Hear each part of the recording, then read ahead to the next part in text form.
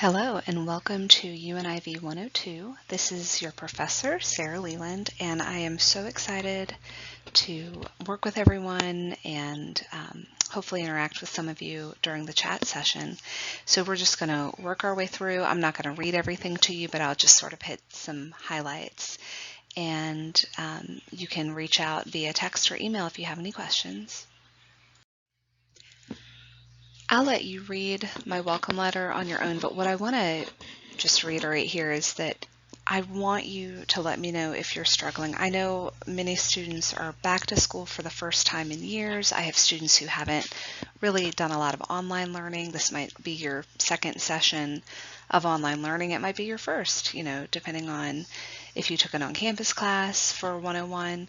So please don't hesitate to reach out. It breaks my heart when I have students who sort of hide and disappear for 6 weeks and then all of a sudden peek out through an email and, I was so lost, I didn't know what to do. And it really just causes so much stress. So let's reach out starting with week 1. If you have those concerns, those struggles, that anxiety, I totally get it. And I want to know about it so that I can help you. Hopefully you've had a chance to read over the syllabus, and if you haven't quite found it, you're going to access everything in the course from the course menu, which in Blackboard will be the green area on the left side of the screen. And you can see that there is an area, a little button that you can push that says syllabus, and that'll take you right there, and you can download it, you can print it. I recommend that you do print it if you're able, because then you can keep it close. It has a wealth of good information. It's your contract with me and my contract with you, so you really do need to be familiar with it. Take a look at that schedule week after week after week. It's going to tell you what your readings are, what your assignments are, when they're due. So, let that be your guide and best friend over the next 8 weeks. You'll find as you get acclimated to the course that there are several assignments that pretty much repeat week after week. And one of those is the weekly discussion post, which you will do in the group area of Blackboard. And again, let me know if you have any trouble finding that. And I don't set up the groups until the first day of class, because I like to sort of see how the numbers shuffle out before I put people into groups so we can keep even numbers between the groups. So if Monday the 28th arrives and you are not able to access a group, just don't be afraid to send me a quick email. My husband just sneezed, bless you. Don't be afraid to send me a quick email and let me know that I haven't set up the groups yet, because it may slip my mind. Mondays are busy days for me. But you will do a group discussion nearly every week of the class. Same with the reading quizzes. You'll do one of those nearly every week as well. And same with the journal. The final exam is during week 7. There will be a study guide provided for that. And then the personal development plan is due at the end of the course, at the end of week 8. And we'll talk more about that in the future. The personal development plan, once again, is the major assignment that's due at the very end of the course, and you'll get more information about it in coming weeks. So this is just a really brief overview of what you'll be doing, but it'll give you something to think about as we dive into the course material. And the overall gist is to have you put on paper a 1-year goal, a 3 to 5 year goal, and a 10-year goal, just to give you a sense of where you'd like to go and what steps you might begin taking to get there. So for just a brief overview of the first 3 of 6 steps of the plan, we're going to begin with prayer and hopefully set the right tone for thinking about your goals and where you want to go. Second will be your personal profile, and you'll do some self-assessments that will help you to get information and discoveries to fill in that section. And then we'll think about your goals and obstacles, because we all have challenges that get in the way of the things that we want to do. So those are, in very brief, in a tiny little nutshell, those are the first 3 steps. Moving on, step 4 deals with strategies for how you'll achieve your goals and how you can overcome the obstacles that you identified in step 3.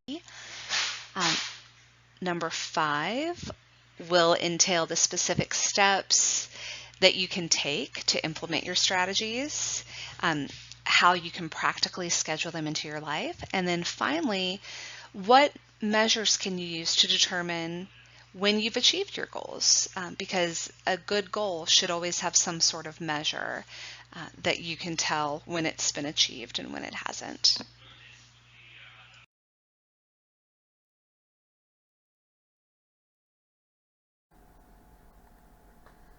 Good evening, ladies and gentlemen. I am going to show you this evening how to access the databases through the Regent Library website. And these are an excellent resource for you throughout your time here at Regent. Part of what you get when you are a student here is access to these databases that the school subscribes to, and you won't have access to them when you're no longer a student here. So it's a really incredible resource to take advantage of while you can. Fingers crossed this is going to work. This is my attempt at screen sharing, so say a little prayer that it works this time. Okay, what I've done is I have pulled up what you see in the Regent student portal. Hopefully it looks something like this. And if you look over on the left-hand side of the screen at the bottom, you see library resources. Go ahead and click on that. And I'm just going to make sure that this is still working. Okay, fingers crossed once again. It seems to be working this time. Okay, so when you click on library resources, it brings you to the library page. And if you look here at your green tabs here, the first green one says databases, so you can click on that. And if you pull this little drop-down menu, you will see as you scroll, there are dozens and dozens and dozens of databases. And so it might not be a bad idea for you when you have a few minutes to just come look through them and see what's available. I'm going to go to a general one just to show you what it does and what's available for you. So I'm going to take a look at Academic Search Complete. So I'll just click on that title, and then you do have to come along and click Go. Okay, and once again, I'm going to go. I have to tell it to show you each tab that I open. So let's see if this is the correct one. Okay. All right. So it will prompt you the same. You'll have to log in before you can access the databases. So I'm just going to type in my password. Okay. And here you can do a search. So I'm just going to do a very basic search for academic success. And you can put in several search terms. I'm going to keep it nice and simple here. And now, I want you to take note as I scroll down here. I want you to save yourself some heartache, and I want you to limit your results to full text, because if you find an article that seems perfect but you can't read the full article, that's just going to be incredibly disappointing for you. So, save yourself that heartache. I also, it depends on the assignment, but we're going to limit here to scholarly or peer-reviewed journals. Those are going to be the most credible for you to use. And then, just because of the nature of my topic, research and education changes so quickly. So I'm going to limit to the last 10 years. So we'll just do 2009 to 2019. Okay. And now we will search and see what comes up.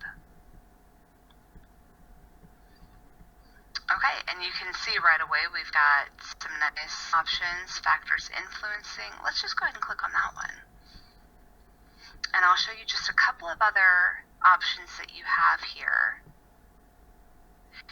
Now, one important thing to note, if you're not familiar with academic articles, scholarly journals, that sort of thing, they will almost always have an abstract before the full text of the article. And that's a really nice means for you to get a quick snapshot of what the article about, and then see if it's going to be helpful for you before you waste time jumping in and reading the article, because these do get lengthy and difficult to read.